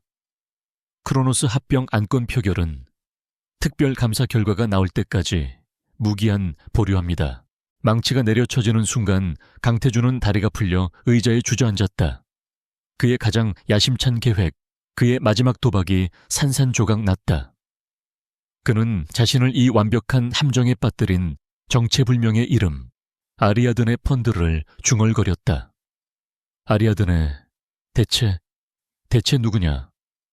그의 왕국에 울린 반란의 서곡, 그 완벽한 매복은 그렇게 성공했다. 임시 주주총회가 파국으로 끝나자마자 유진그룹의 주가는 날개 없는 추락을 시작했다. 다음 날 개장과 동시에 하한가를 기록했고 오너리스크와 경영권 분쟁이라는 최악의 꼬리표가 붙었다. 국내외 투자자들은 공황 상태에 빠져 투매를 시작했고 단 하루 만에 시가총액 수십조 원이 공중으로 증발했다. 그룹의 모든 자금줄이 막혔다. 긴급 이사회가 소집되었다. 강당의 패배감과는 또 다른 차갑고 무거운 공기가 회의실을 짓눌렀다. 이사들은 핏기 없는 얼굴로 서로의 눈치만 살폈다. 그들의 제국이 무너지고 있었다. 강태준은 붉게 충혈된 눈으로 앉아 있었지만 어제의 그 광기 어린 분노는 사라지고 텅 빈 절망감만이 남아 있었다. 아리아드네 펀드, 그 정체불명의 펀드가 모든 것을 망쳤습니다. 한 이사가 마른 입술을 핥으며 말했다. 그들이 요구한 특별 감사가 시작되면 크로노스 건은 고사하고 그룹 전체가 검찰의 표적이 될 겁니다. 이미 언론들은 블루크 아르 이스트 캐피탈의 실체를 파헤치기 시작했습니다. 방법이 없습니다. 재무담당 사장이 신음했다. 당장 내일 만기가 돌아오는 수천억 원의 어음도 막을 수 없습니다. 은행권이 일제히 자금 회수를 통보해왔습니다. 이대로라면 이틀 안에 최종 부도입니다. 부도라는 단어가 회의실의 사형 선고처럼 울렸다. 바로 그때 회의실의 육중한 문이 열렸다. 강태준의 비서가 창백한 얼굴로 들어왔다. 회장님, 아리아드네 펀드 측에서 긴급 회동을 요청했습니다. 지금 로비에 도착했다고 합니다. 모든 이사들의 시선이 강태준에게 쏠렸다. 절망의 구렁텅이에서 마지막 동아줄이라도 잡는 심정이었다. 강태준은 부서진 목소리로 간신히 말했다. 들여보내. 이사들은 그 스위스 변호사 마커스 밀러를 예상했다. 하지만 문이 열리고 들어선 사람은 2명이었다. 밀러 변호사, 그리고 그의 뒤를 따라 들어오는 한 여자. 검은색 정장을 입은 얼음처럼 차가운 표정의 이서연이었다. 이사들은 자신들의 눈을 의심했다. 저 여자는 강태준 회장의 아내, 그저 병풍처럼 존재했던 세진 그룹의 몰락한 딸이 아니었던가. 강태준은 의자에서 튀어오르듯 일어섰다. 그의 얼굴에서 모든 핏기가 사라지고 경악과 불신으로 일그러졌다. 네가 왜 여기에? 밀러 변호사와 같이 서연은 그의 경악을 무시한 채 회의실 상석을 향해 망설임 없이 걸어갔다. 그녀의 구두 소리가 대리석 바닥에 또렷하게 울렸다. 그녀는 강태준의 자리가 아닌 의장석 맞은편에 섰다. 밀러 변호사가 정중하게 입을 열었다.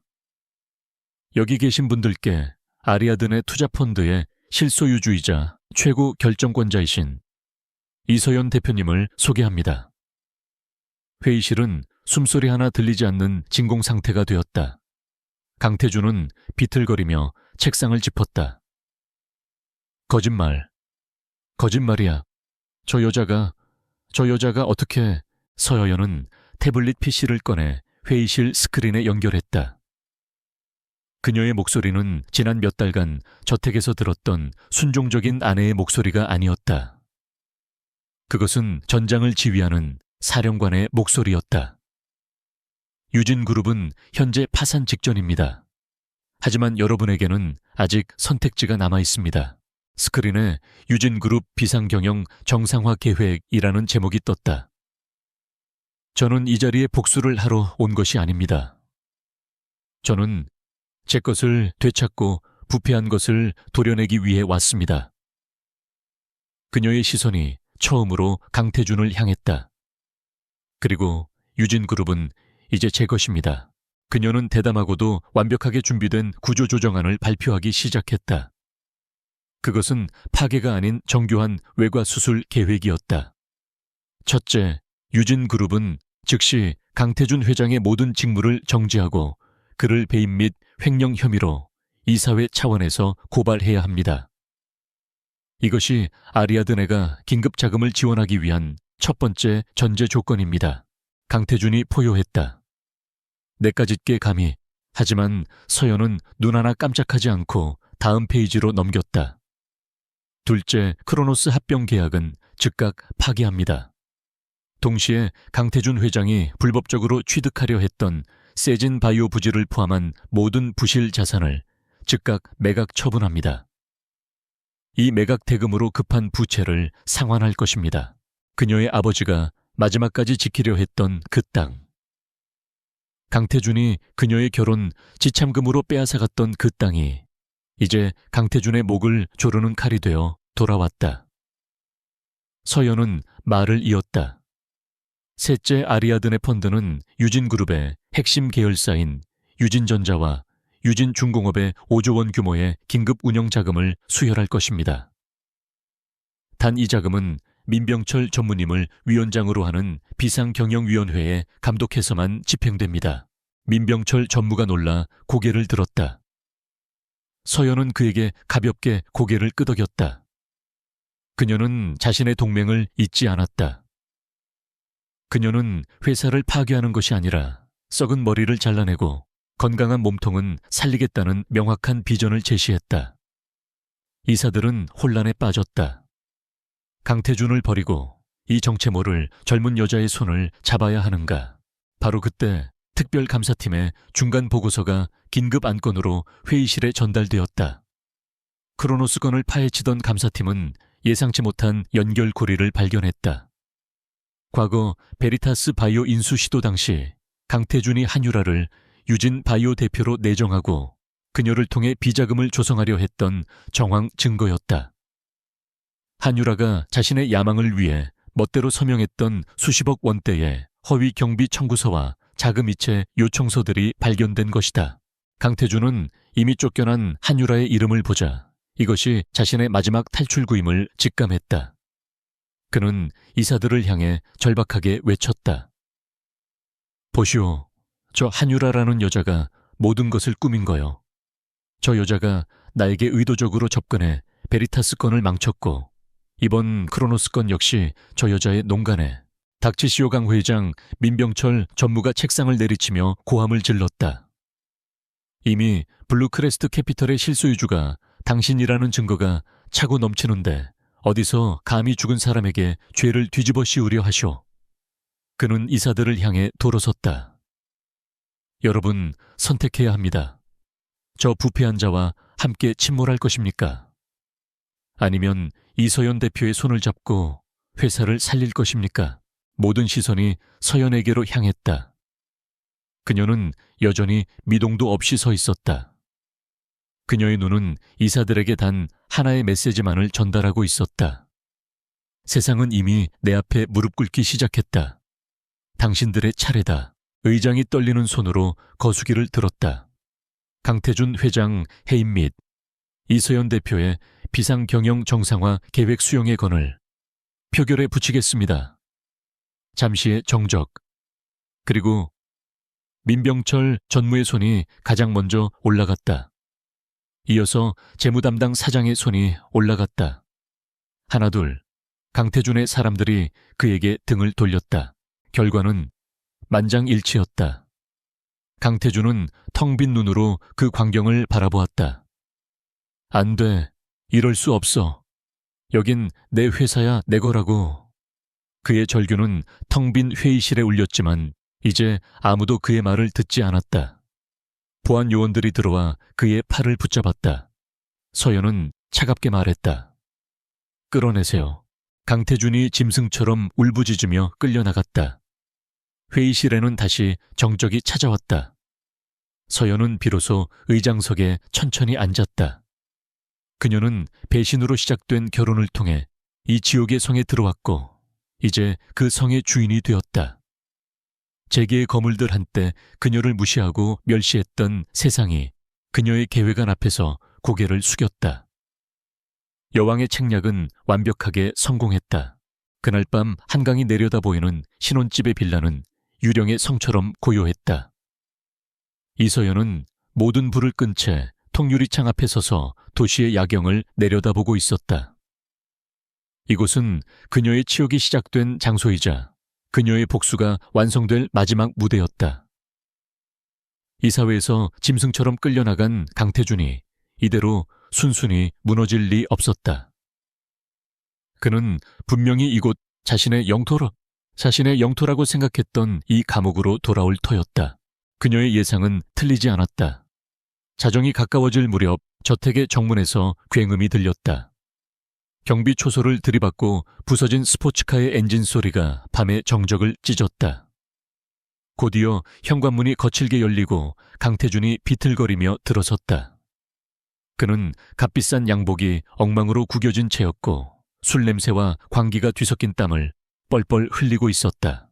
이서연, 그가 짐승처럼 울부짖었다. 어둠 속에 서 있는 그녀의 실루엣을 발견하자 그는 남은 이성을 모두 놓아버린 듯 달려들었다. 네가 감히 내 모든 것을 망쳤어. 이 배신자년 내가 널 거두어주지 않았다면 내년은 네 애비와 함께 길바닥에서 굶어 죽었을 거야. 그의 목소리는 분노와 절망으로 갈라져 있었다. 서연은 피하지 않았다.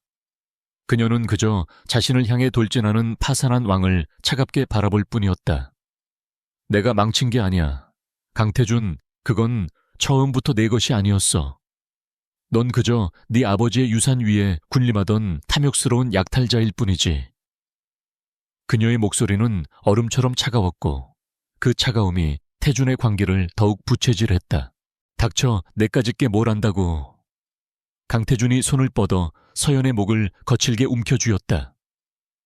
결혼 생활 내내 그녀를 투명 인간 취급했던 그가 처음으로 그녀에게 물리적인 폭력을 행사하는 순간이었다.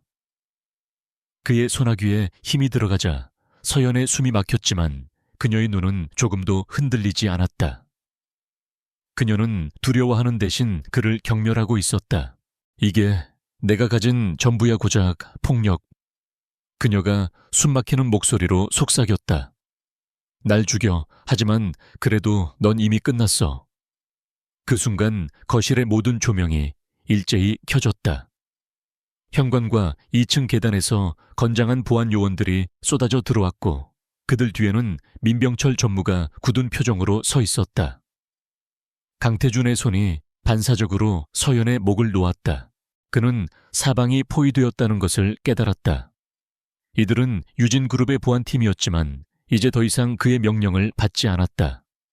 그들은 이 집의 새로운 주인 이서연의 사람들이었다. 강태준은 비틀거리며 뒷걸음질 쳤다. 민 전무, 당신까지 날 배신해. 내가 당신을... 배신은 당신이 했소, 강 회장. 민 전무가 차갑게 말했다. 당신은 선대 회장님의 유산을 배신했고 모든 임직원을 배신했소. 그리고 당신의 아내를 배신했지. 당신은 이미 유진그룹의 그 누구도 아니오. 강태준은 자신이 완벽한 함정에 빠졌음을 깨달았다. 이곳은 그의 성이 아니라 그의 무덤이었다. 서연은 헝클어진 옷깃을 바로잡았다. 그녀는 조금도 동요하지 않은 모습으로 자신의 휴대전화를 들었다. 강태준, 당신이 날 이 집으로 끌고 온 첫날 밤을 기억해. 그녀가 거실의 최고급 오디오 시스템에 휴대전화를 연결했다. 난 절대 잊지 않았어. 당신이 내 드레스에 위스키를 쏟아붓고 한유라와 함께 2층 침실로 올라가며 나누던 그 대화도. 그녀가 재생 버튼을 눌렀다. 거실 전체에 두 사람의 목소리가 생생하게 울려 퍼졌다. 그것은 결혼식이 있기 며칠 전 강태준과 한유라가 나눈 비밀통화 녹음이었다. 서연이 블루크레스트 캐피털을 추적하던 중 태준의 개인 클라우드 백업에서 발견한 파일이었다.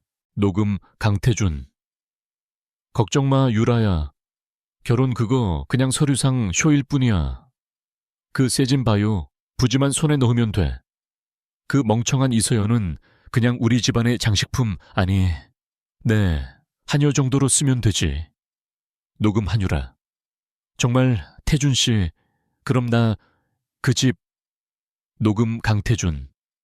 당연하지. 넌 내 여자잖아. 내가 그 여자의 아버지 회사를 어떻게 무너뜨렸는지 넌 상상도 못할걸. 그 늙은이는 자기가 딸 덕분에 구원받은 줄 알겠지만 사실은 딸 때문에 지옥으로 떨어진 거지. 하하하. 녹음이 끝나자 빌라 안에는 지독한 침묵이 흘렀다. 그것은 강태준의 모든 범죄 행위, 배임 횡령 사기의 동기를 증명하는 완벽한 증거였다. 처음부터 세진그룹을 파멸시키고 결혼을 이용해 마지막 자산까지 빼앗으려 했던 그의 추악한 계획이 만천에 드러난 것이다. 강태준의 얼굴이 잿빛으로 변했다. 그는 모든 힘이 빠진 사람처럼 바닥에 주저앉았다. 기업가로서의 오만함, 남편으로서의 잔인함, 그 모든 것이 벗겨지고 초라하고 비열한 범죄자의 본모습만이 남았다. 그는 서연을 바라보았다. 그녀의 눈은 더 이상 그를 향해 불타지 않았다. 그저 모든 것이 끝났다는 차가운 무관심만이 남아있었다. 이럴 수가. 그가 중얼거렸다. 바로 그때 저택 밖에서 요란한 사이렌 소리가 들려왔다. 특별, 감사팀의 보고서와 이사회의 고발, 그리고 서연이 마지막으로 제출한 이 결정적인 녹취록을 근거로 검찰이 정식으로 움직인 것이다.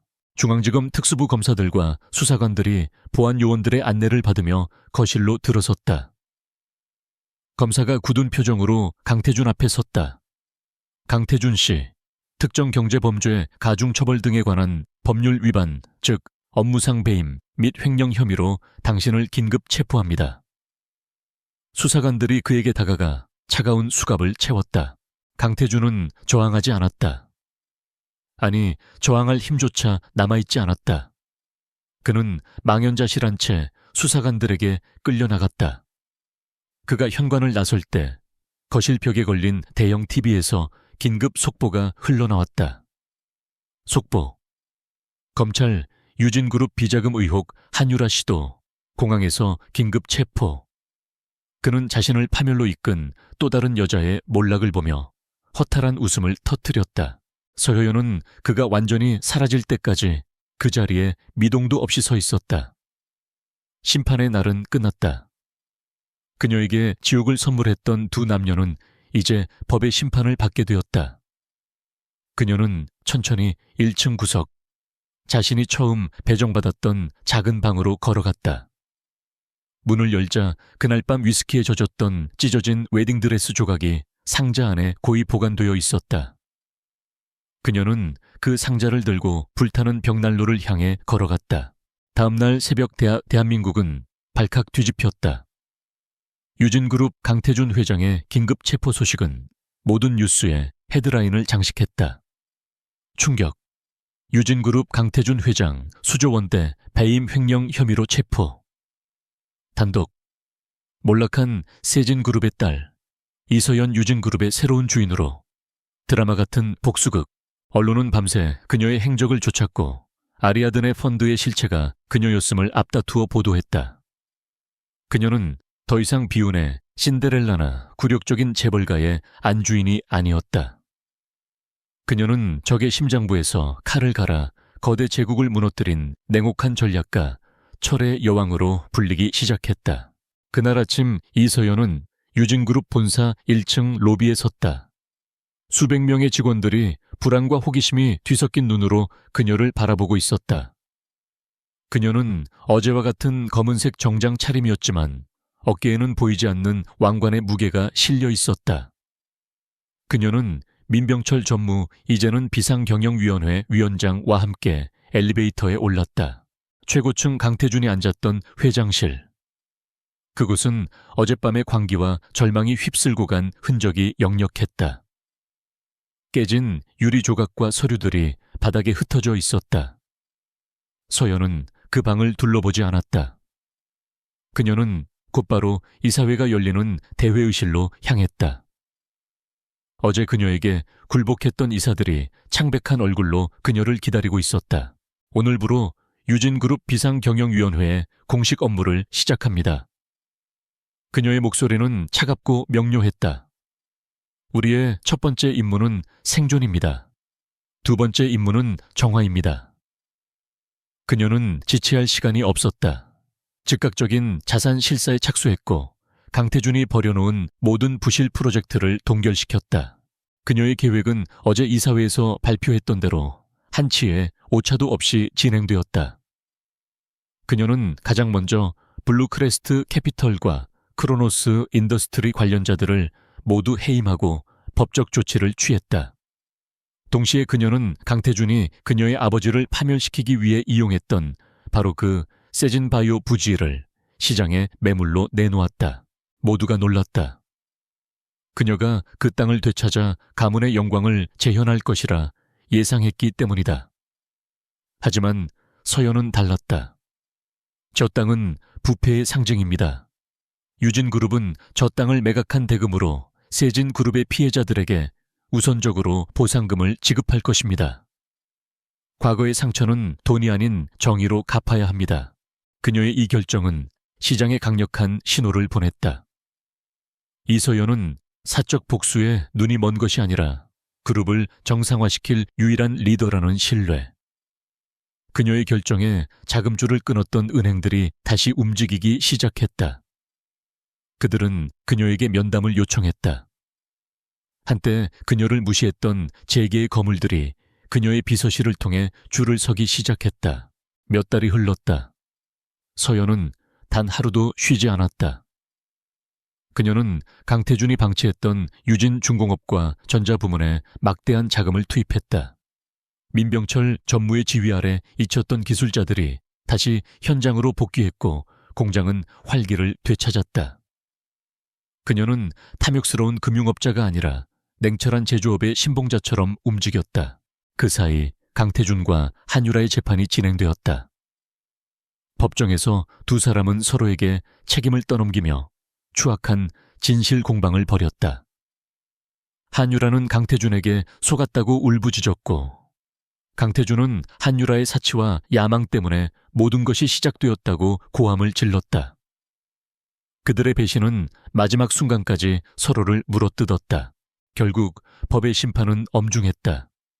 강태준은 횡령 배임 주가 조작 등 모든 혐의가 인정되어 징역 15년이라는 중형을 선고받았다. 그의 모든 사재산은 몰수되어 피해 변제에 쓰이게 되었다. 한때 재계의 황태자였던 그는 초라한 수위를 입은 죄수 번호로 전락했다. 한유라 역시 공범으로 4년형을 선고받았다. 그녀가 법정에서 끌려나가며 절규하는 모습이 TV를 통해 생중계되었다. 한때 대한민국 남성들의 로망이었던 그녀의 얼굴에는 화장이 아닌 절망과 분노의 눈물 자국만이 선명했다. 그들은 스스로 만든 지옥의 밑바닥으로 떨어졌다. 서연은 단 한 번도 재판에 참석하지 않았다. 그녀는 그들의 몰락을 직접 볼 필요가 없었다. 그녀는 그 시간 아버지가 입원해 있는 병실을 찾았다. 그녀의 아버지는 기적적으로 건강을 회복하고 있었다. 텅 비었던 그의 눈에는 다시 총기가 돌아왔다. 그는 신문 한 면을 장식한 딸의 사진을 보며 조용히 눈물을 흘렸다. 서연아, 내 딸아, 아비가 정말 미안하고 고맙다. 서연은 그저 아버지의 손을 말없이 잡아줄 뿐이었다. 1년 뒤 유진그룹은 완벽하게 정상 궤도에 올랐다. 비상경영위원회는 해체되었고 정식 주주총회에서 이서연은 압도적인 지지로 유진그룹의 정식 회장으로 추대되었다. 한때 그녀를 멸시하고 무시했던 사교계 부인들은 그녀가 주최하는 자선 행사에 초청받기 위해 혈안이 되었다. 세상은 그렇게 그녀 앞에 무릎을 꿇었다. 서연은 강태준의 흔적이 모두 지워진 회장실에 서 있었다. 방은 그녀의 취향대로 차갑고 정갈하게 정돈되었다. 벽에는 그녀가 첫 전쟁 자금을 마련하기 위해 구입했던 이제는 거장이 된 그 중견 작가의 추상화가 걸려 있었다. 그녀는 통유리창 앞에 서서 해 질녘의 서울을 내려다보았다. 그녀는 모든 것을 가졌다. 부명예 그리고 완벽한 복수. 하지만 그녀의 가슴에는 지워지지 않는 흉터가 남았다. 배신으로 시작된 결혼은 그녀에게서 눈물을 빼앗아갔고 그녀를 강철로 만들었다. 그녀가 앉은 그 화려한 회장 의자는 승리의 전리품이자 동시에 그녀의 영혼에 새겨진 상처의 왕좌 상처의 왕좌였다. 그녀는 눈을 감았다. 그녀의 귀에는 더 이상 강태준의 조롱도 한유라의 비명도 들리지 않았다. 오직 거대 도시의 심장 박동 소리와 그녀 자신이 짊어져야 할 왕관의 무게만이 느껴질 뿐이었다. 그녀는 눈을 떴다. 그녀의 눈빛은 더 이상 복수자의 분노가 아닌 모든 것을 손에 쥔 지배자의 고독하고도 차가운 빛을 띠고 있었다.